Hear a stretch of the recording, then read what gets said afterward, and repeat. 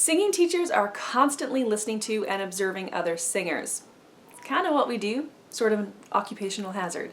So let's find out what some singing teachers feel are 3 common mistakes that singers often make.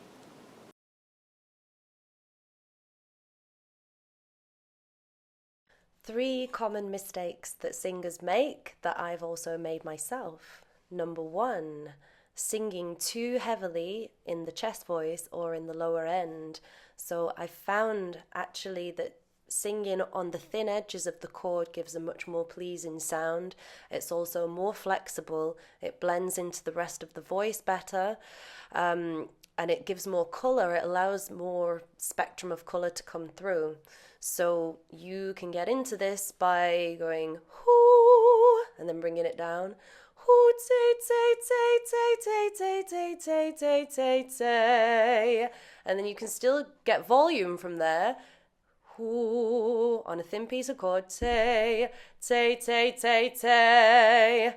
I'm still getting volume, but I'm not going tay tay tay tay, where it's the full mass of the chord as if I was speaking. And if you can do that, practice doing that, you'll be able to get more and more volume and more control. The next one is giving more attention to certain parts of the song and not others. So if you think about it, you're normally opening with a verse or something that's relatively low key. So you need to use that time to draw the audience in and get them anticipating your big impressive chorus that you've practiced on. All the high notes are going to come out sounding really good, but they're only going to appreciate it if you've already sold yourself on the verses. So you need to think about what you can do to make verses sound impressive. And there's lots of different things that you can go into. Pushing and pulling volumes, pushing and pulling compressions, really over dramatizing on the emotions. Getting on that thin piece of chord helps with all of this, by the way.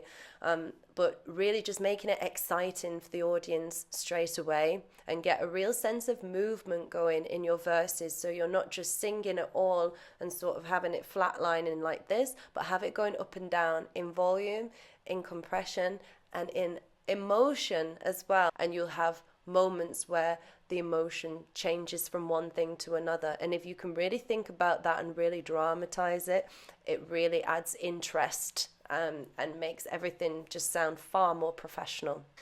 Number 3, which kind of links to that, is not being in the moment in the song. And you see that in skilled singers and also in singers who are not as skilled and underprepared singers too. So if you've just done something wrong, that's going to distract you from what you're singing right now. Or if you're anticipating something coming up that you're not really prepared for, then that's also going to distract you. So preparation is key. But if you do have the skills and you do have the preparation under your belt, you have to be careful not to fall into the trap of going on autopilot. So maybe think about really singing that song as if it's the last time you're ever going to sing it, and be in each moment and honor each note, honor each word, and really just live the song every time. And that'll give your audience a treat each time they listen to you.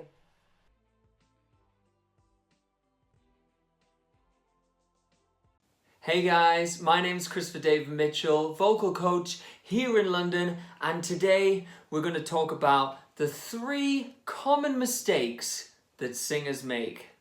Mistake number 1, letting the larynx become the pitch changer. If you're making that sort of ma ma ma ma ma ma ma, and the larynx is down on the low notes and then it's going up for the high notes, then the chords actually aren't getting the proper work out.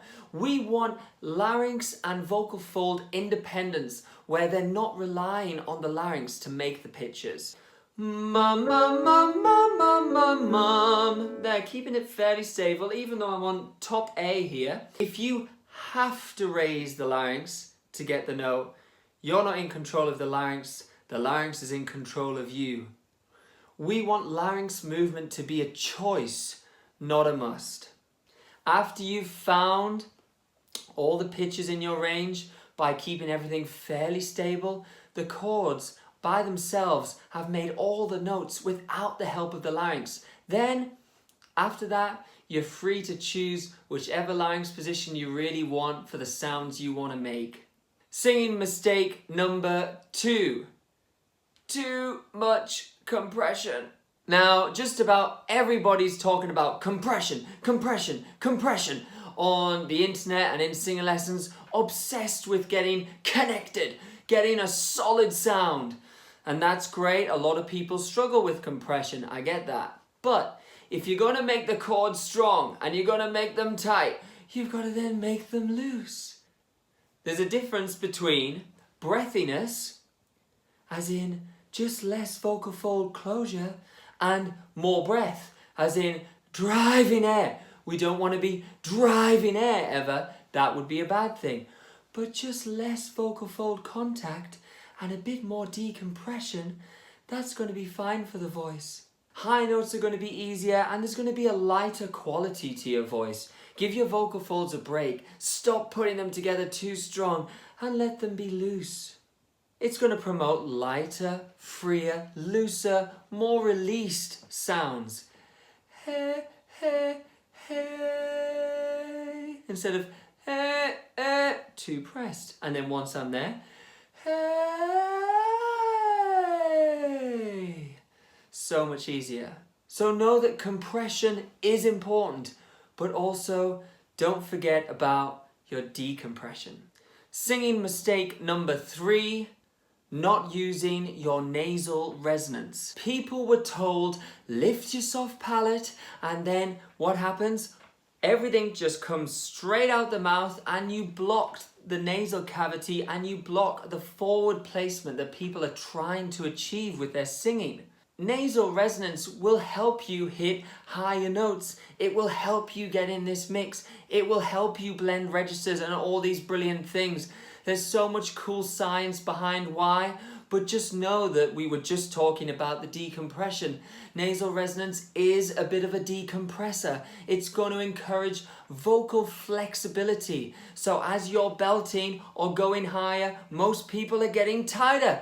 What's the antagonist for that? There's a few. One of them is nasal resonance. Don't get me wrong, it's not a 50-50 split of mouth resonance and nasal cavity resonance. That would sound a bit like this. If it's too much nasal resonance and it's 50-50, that's gonna sound a bit weird. I suggest 15% nasal resonance, 85% out the mouth. That way you get the benefits of the release of the nasal resonance and it doesn't sound nasal. Singers that use the nasal resonance are David Phelps, Ariana Grande, Laura Fabian, John Farnham, Stevie Wonder, and more.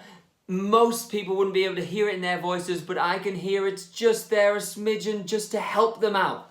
So don't be afraid to put in a tiny bit of nasal resonance to really help you out as you go up. It's not a bad thing at all. You won't sound nasal, you'll just sound amazing.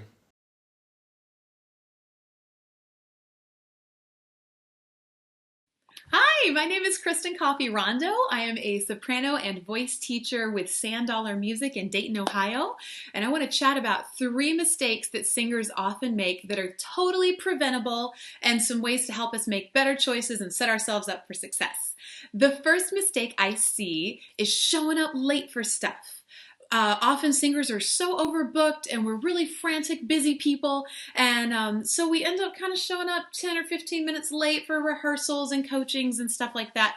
Totally preventable. Just plan ahead. When we show up late, it sends the message to our colleagues and our collaborators that our schedules are more important than theirs. And of course, we don't feel that way. And of course, we want to be good collaborators. So plan ahead, show up 10 minutes early for everything that you possibly can with your water and your pencil and your music marked and your script prepared and whatever else you need so that you're ready to go and you're ready to start right on time. That sends the message that you care about other people people's schedules and that you want to be part of the process. The second mistake that I see singers making is not prepping their music very well for their collaborative pianists. So we need to make sure that when we're giving our pianist our music, it is clearly marked that if we're doing anything out of the norm, we've indicated that in the music and that they can read our handwriting. We need to make sure that our music is neat and tidy and in order, that we have minimal page turns, and that we have done everything we can to set our pianist up for success, because that lets them know that we value their work and what they're doing in collaboration with us. So prep that music thoroughly and well. The last mistake that I want to mention is not practicing. This is super basic and super obvious, but a lot of times we feel like we have to wait until we have a solid, uninterrupted half hour or hour before we can really get any good work done. If we wait until the time is right and until we just have an uninterrupted block of time, we will never practice. It's better to just, if all you can do is 10 minutes a day of focused work, do that. And then do that again the next day, and do that again the next day. And eventually, when you do magically get that block of free time, you've already laid a foundation and you already have momentum going in the music that you're working on or in the techniques that you're practicing. So don't wait for the time to be right. It'll never be right. Just do the time that you have. Block that off and do that diligent, focused practice in the time that you have.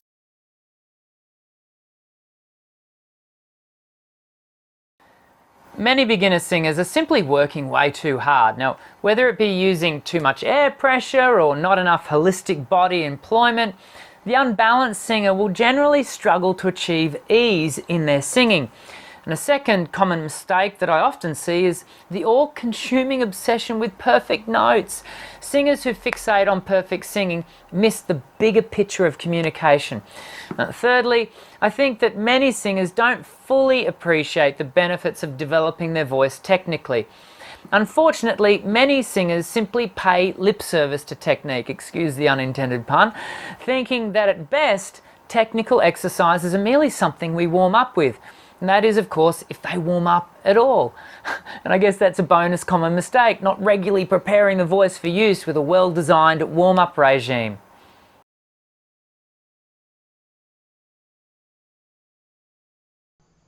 Hello everyone, I'm Dr. Gillyanne Kayes. I'm a voice researcher, a singing voice specialist and an author. I also run a voice training company with my husband Jeremy Fisher called Vocal Process. I'd like to start at the end of your process because as a singer, your goal is to perform in front of other people and share your song, your story, your insight into whatever material it is you're singing with the audience. That is our end point. How do you make the song your own? This is especially important if you're singing a cover number or a mainstream aria or song or a piece of art song, lieder, for example. Take a postcard like this, a regular kind of postcard shape, and write one line or draw a picture that enables you to encapsulate what that song really means for you. This is a terrific trick from sports psychology and it helps you really get into the focus. And if you want a fabulous example of a well-known singer singing a cover number of another singer's song, listen to Sarah Bareilles singing Elton John's Yellow Brick Road. It is a stunning performance, but you know it's totally hers. What's my second top tip? Well, it's to do with the speaking voice. Singers, you must not ignore your speaking voice. No matter how much you're performing, it's the speaking voice that you're using 95% of the time. And if that speaking voice isn't well supported by airflow, if you're not making space in the throat and in the resonators in order for the sound to come out freely, if you're not speaking on a pitch range that is comfortable for your voice to be heard by others, and occasionally over ambient noise, then you're likely to run into vocal difficulties. Many of the singers that I work with have problems with their speaking voice. And if you're one of those people who's fallen into the contemporary trap of speaking in a kind of creaky voice, it's not necessarily unhealthy, but it's not going to help you as a singer because the airflow is low. Plus, something else you want to think about, it's tiring if you're speaking above any kind of noise in your everyday life. So, creaky voice, get rid of it if you want to be a healthy singer. All right, so I forgot to mention a really important thing. As a voice educator, I have created with a speech therapist and with our app team a new app called the 1 Minute Vocal Warm-Up. You people should be using this 1 minute vocal warm-up if you want to keep your voice healthy. And really, every exercise in it is approximately 1 minute. So what you're looking at to maintain your speaking voice is a 5-minute routine, maybe a couple of times a day. Lots of singers I know have started to use it to maintain their speaking voice. Know the difference between a warm-up and a workout. A warm-up should not take you 30 minutes. If it's genuinely taking you 30 minutes to get your voice into shape to start singing, you may have a vocal difficulty. A warm-up, in my opinion, a targeted warm-up which deals with a little bit of body awareness, breath and vibrations, a little bit of gliding and sliding to get the pitch range going, that should take 5 to 10 minutes max. After all, if you think about it, you don't go for a run without doing a few stretches first, and you don't go for a run in order to warm up for going for a run. So you really need to do specific strategic work in your vocal warm-up. And then go on to your song practice or go to skills practice. And if you want to do a workout that goes throughout your whole range, that's fine. But that's not the warm-up, that's the run. Oh, and I've got a great webinar on this subject, which is useful for people who are leading choirs or for people who are teaching singing. It's called What's in a Warm-Up, and it really gives you loads of food for thought about what a warm-up should contain. And it's not always the same for every kind of person and every situation. I create targeted warm-ups for my singers. So, I've on to my last point already. And this is an interesting one, and I hope you'll find it useful. It's a note to both singers and teachers. Singers, do not let singing teachers diagnose you with a vocal problem unless that singing teacher also has clinical experience or is a voice rehabilitation specialist. It's all too easy for us to hear something that sounds tense and wrong, and our ears tell us that something isn't working. And then for us singing teachers to say, well, I think you've got a voice problem. You might have the beginning of nodules. No, sorry, this is not on, and singers do not take this bullshit. If you genuinely think something is wrong and your teacher thinks there's something wrong, go and get it checked out. Okay. That is the end of my 5 tips. I hope you find them useful.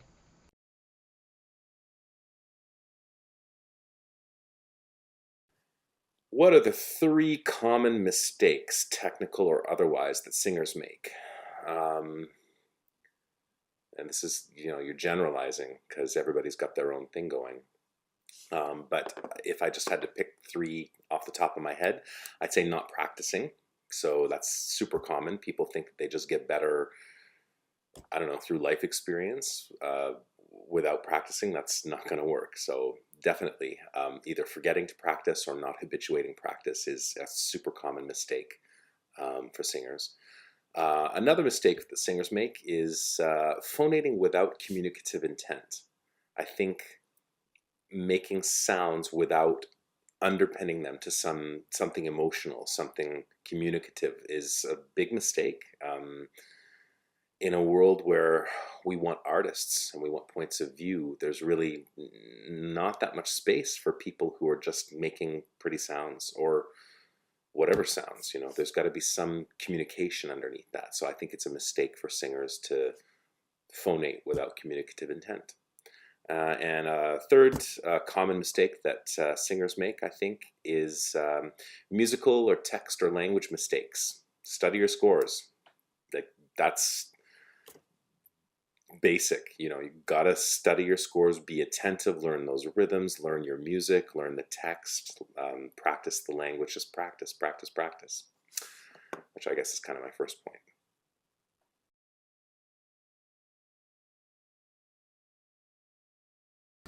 The number one most common mistake singers make is fearing mistakes.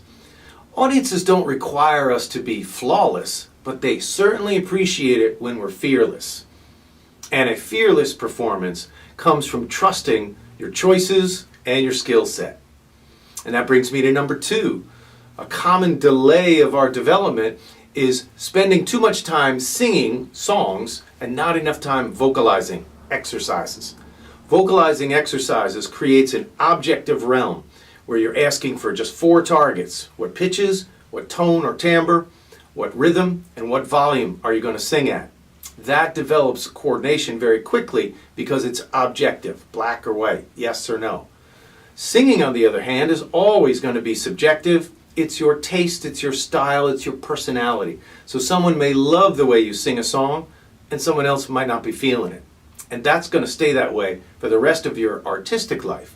And then the third common delay of development is telling your body what to do when singing versus asking for the sound. When you vocalize or sing an exercise, you're asking for those specific attributes of sound. And when singing a song, you're asking for a sentiment to emerge. That will instruct your reflexes better than anything if you trust it.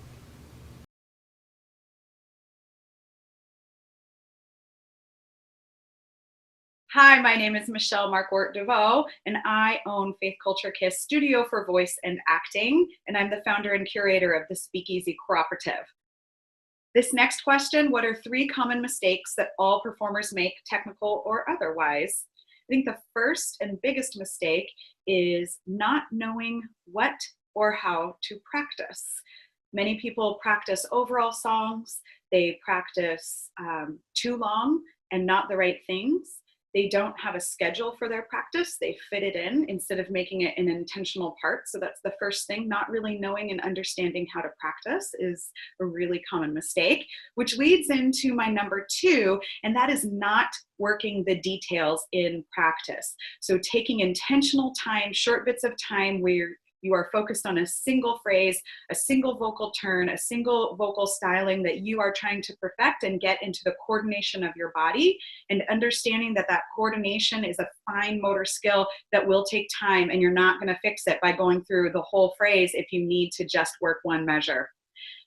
The last thing that I think is a mistake that almost all performers make, and that is they wait to be asked to perform. Don't wait. If you want to sing, put together your own concert. If you want to perform, put together your own fundraiser. Do something to get yourself out there, and don't always be waiting for permission or waiting to get hired. Don't let everyone else be in control of your career. You be in control of your career.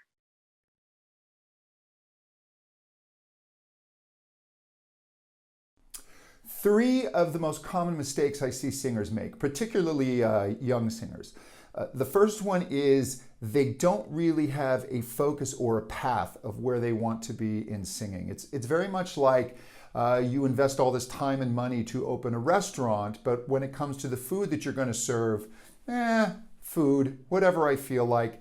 It doesn't work that way. You have to pick a path. You have to make a decision at some point. And just having a passion for singing or wanting to be a singer is not enough. If you're going to be you want to do musical theater versus being a pop star versus being a session singer, these are all different paths that have different skill sets that you need to master. So you need to figure out where it is that you want to go and the skill sets that you are going to need. Number 2 is they underestimate how much work it is going to take. And how long it's going to take. This is going to take a real dedication and a real focus. And just having talent is not enough. You will be quickly surpassed by those who don't have as much talent than you, but work harder.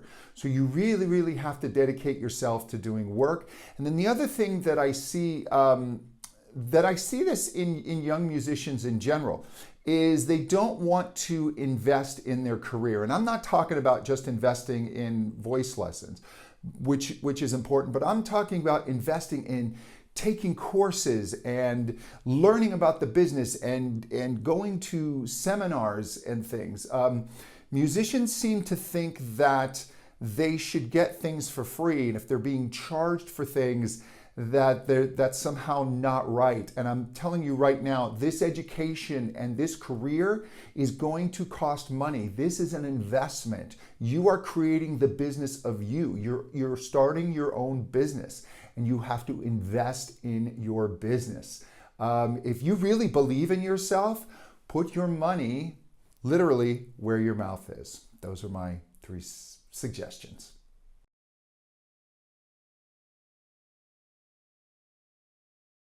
Okay, 3 common mistakes, technical or otherwise, that singers make.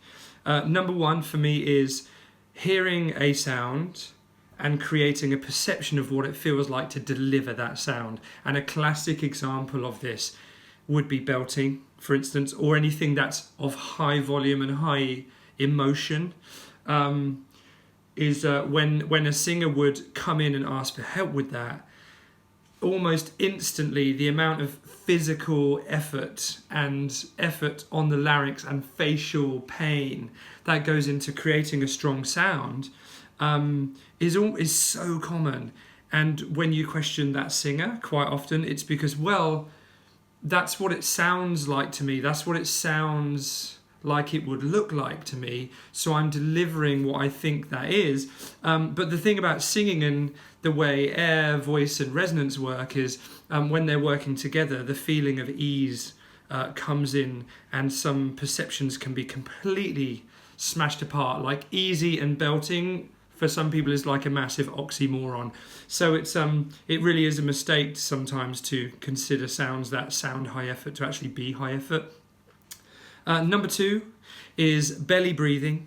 And this is not really a mistake that singers make, but maybe a mistake that coaches make, and then that singers take on, so that some other coaches have to work with those mistakes. And that is belly breathing, or rather, such a big focus on low breath, breathing from the diaphragm, all those phrases that point towards the belly, that so frequently singers completely sacrifice their chest and what their chest is able to do for them, and hence flatten the chest, leave it collapsed, so a lot of available space in the lungs and the chest is now gone. All of the effort and movement is only on the belly, and actually that does rob us of many aspects of breathing that benefit us in the long run. And many singers end up incredibly tight, and upon questioning them, yes, it turns out that breathing into the chest has been demonized, and so we begin unraveling that thought, and progress is made quickly. So I'm quite conscious that the clock is ticking, and I set myself 3 minutes. So the last one is number 3, forgetting to focus on the purpose of an exercise. So this for me is when an exercise that isn't necessarily going to present a problem to someone when you know their voice, but a problem keeps arising in that exercise. Maybe it's quite tense, maybe it's quite pitchy, maybe it's very sharp, very flat, or something's going wrong with it. That wouldn't ordinarily happen. And then when you question the singer, like, what is going through your mind at this point? And it's almost always not what the point of the exercise is. As in, if the point of the exercise is articulation, just make sure the jaw and the tongue are moving freely, focus on nothing else, and don't really make any effort or volume. But then the singer will describe something like, I'm just trying to make sure that top note doesn't break. But that's not the purpose of the exercise.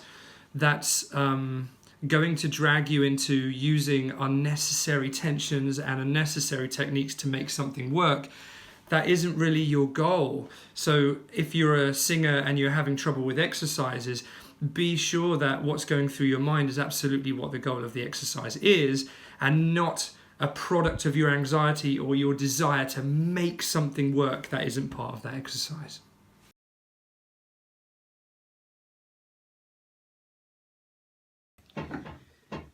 Hello and a warm welcome. 3 things I think classically trained opera singers tend to overlook sometimes. Number 1, the onset, maintaining the perfect onset when we start to sing. What do I mean by that? We are trained to sing with a slightly lowered larynx position because that gives us our operatic sound and helps get that chiaro-scuro, that light-dark mixture for our operatic sound.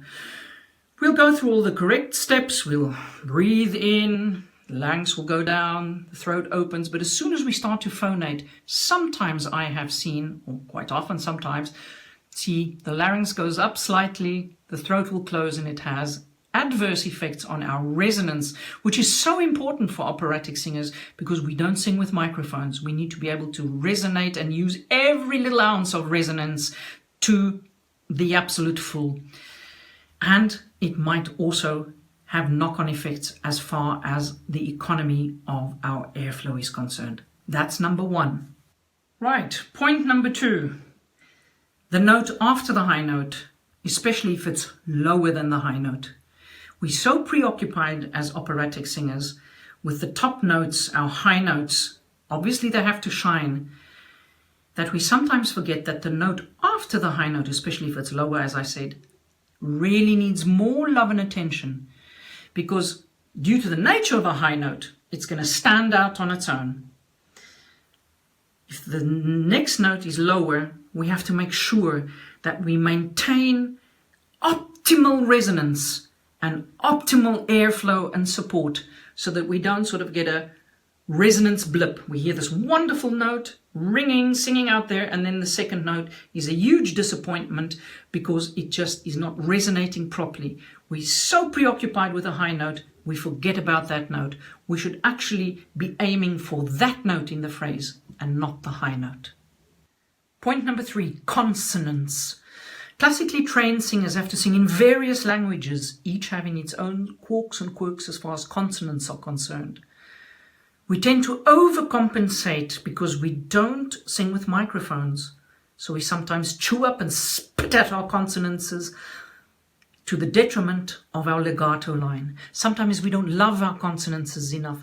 We don't use the voiced consonants enough to glue vowels seamlessly together. If you listen to masters of the art song in classical music, you will hear the masterful use of consonants. They add spice, they add sparkle. Sometimes it can just be the use of a S or a F or a KT or a SH that gives that wonderful color that's needed. We need to learn to master the use of consonants. Thank you for watching. Maybe even although you're not a classically trained singer, you could find one of these things useful.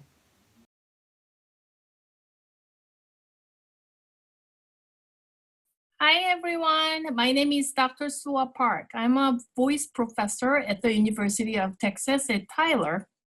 In this video, I will answer to the question of what are 3 common mistakes that singers make. So, first of all, I will call these mistakes as misconceptions in singing. Among many misconceptions, the first one is that singers often believe that breathing fixes everything. Maria Celoni's famous quote said, "Chi sa respirare sa cantare," which means he who knows how to breathe knows how to sing. Unlike her belief, Garcia, Lamberti, and Breedt believed that mastery of respiratory technique would not make us a great singer. Laryngeal coordination with the breath, as well as the appropriate resonating spaces, are essential components of the bigger picture of beautiful singing. So just because singers breathe well, that doesn't fix all problems in singing.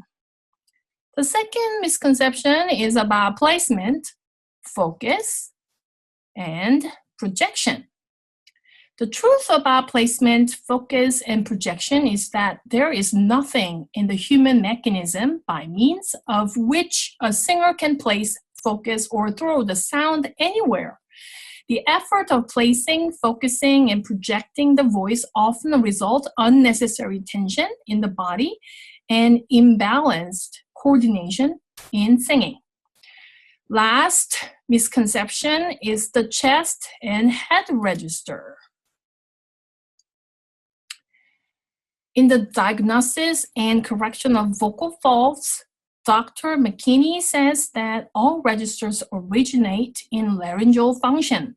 Therefore, it is meaningless to speak of registers being produced in the chest or the head. The vibratory sensations we feel in the chest and the head are resonance phenomena. The voice for each register isn't created in the chest or in the head.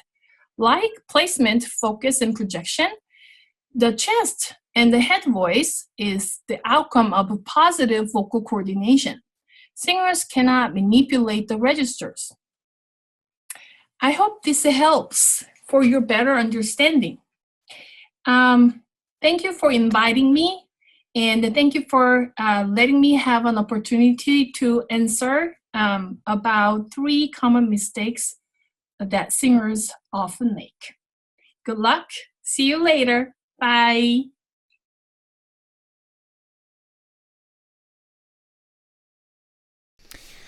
What are the 3 most common mistakes that singers make? In terms of improving and a lack of improvement when they want to improve, generally it would be terminology that is too vague and addresses symptoms, not causes.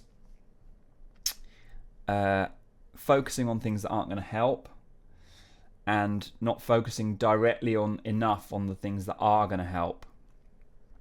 So rather than focusing on how the vocal cords are coordinating and the quality of that coordination, they will focus on things like putting the tone forward, support, really vague general terms like that aren't specific enough. That would be, in terms of technique, that's generally the main issue I see with the understanding of what's going on with people and why they don't improve as much as they would like.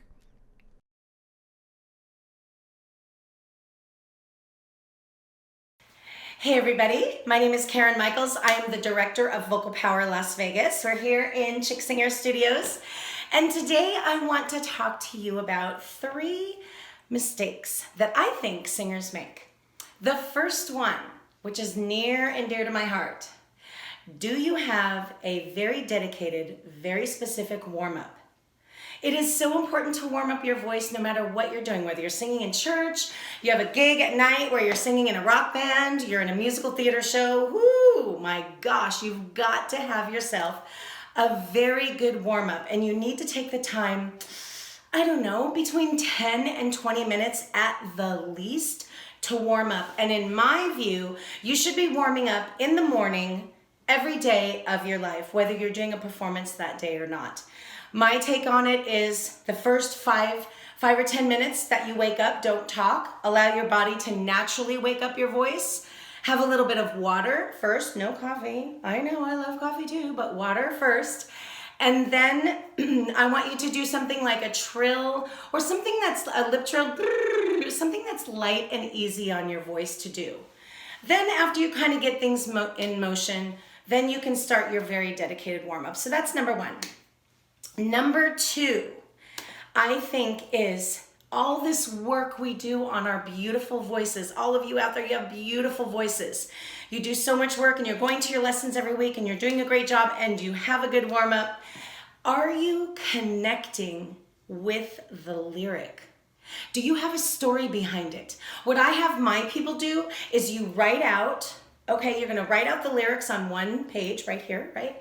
On the other page, you're gonna write your personal story, your personal connection to that lyric. And I want you to think of this as something like a diary.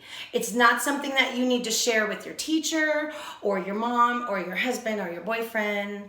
Okay, this is something really, really deep. I have a funny story that I have a love song that I sing regularly in one of the jobs that I do, and everyone assumes it's about my husband and or it's about my son, and it's actually about my first doggy who is no longer here and in the Rainbow Bridge, and I have such a strong connection to that song and that lyric and Isabel, my dog, that everyone gets excited when I sing it. Why? I'm definitely not the best singer around, but I am connected to that song.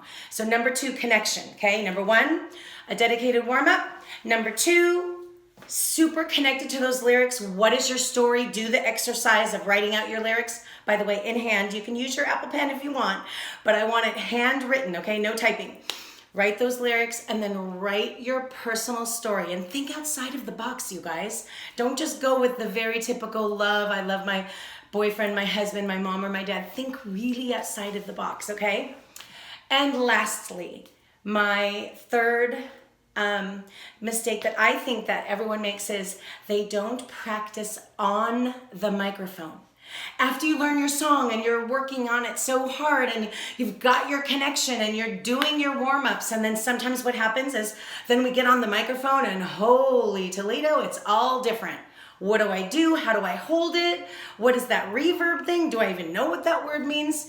Find a place to practice with a microphone. Get yourself an inexpensive system and practice that way. Here in the studio, we definitely practice with my people who use a microphone regularly because it's so important. It changes the whole dynamic. And sometimes we lose all the good stuff we work on. So those are my 3, okay? Get a warm up, have a strong story, practice on the microphone. Okay, you guys, have a great day. Bye.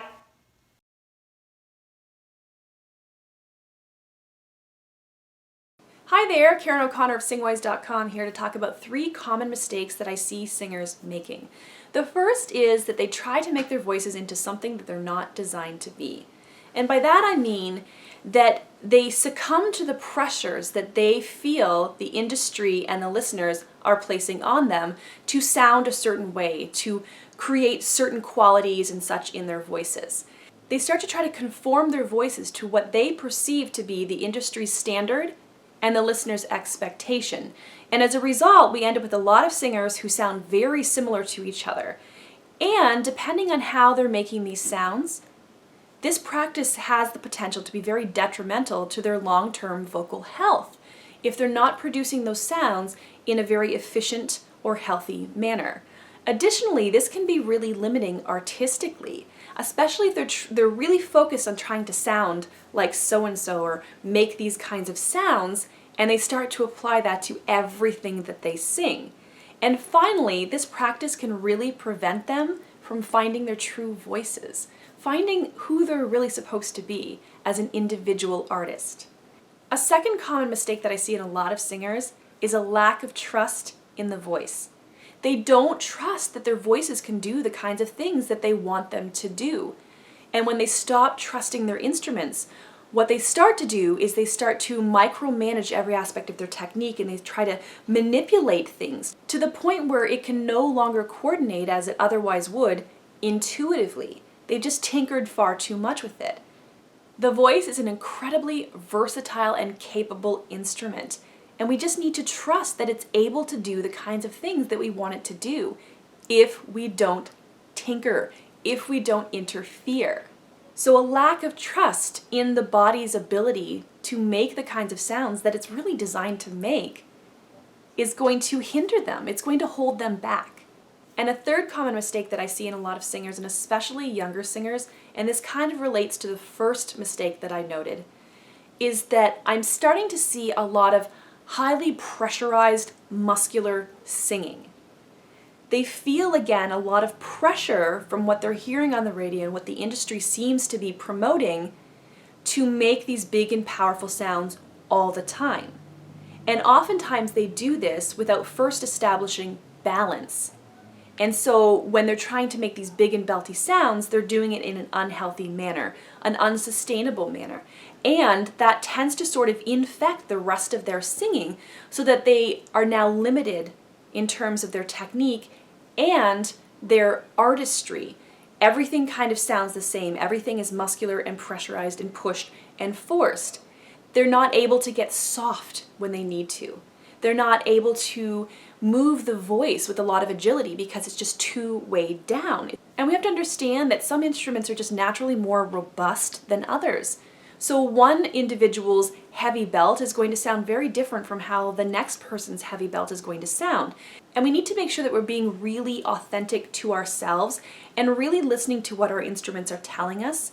And there's nothing wrong with belting, there's nothing wrong with singing intensely and loudly, but we need to make sure that we're making those sounds from a place of balance first, and also that we are exercising, demonstrating musical sensitivity, that we know when it's musically appropriate and artistically effective for us to make those big and powerful sounds, and when it's more artistically effective and musically sensitive to make those softer sounds.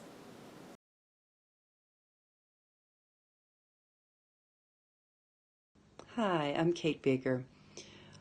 So, the three biggest mistakes that singers make are, one is listening to themselves when they're singing. You can't be the audience and also be the singer at the same time. Pick one. Be the singer, because you want to stay in the moment. You'll hear yourself, but you're not listening for it. And that's really important, because being in the moment allows you to tell the story. The more nervous you get, the more you tell that story. And that will free you. And the whole thing is, with singing, we want to be able to be free.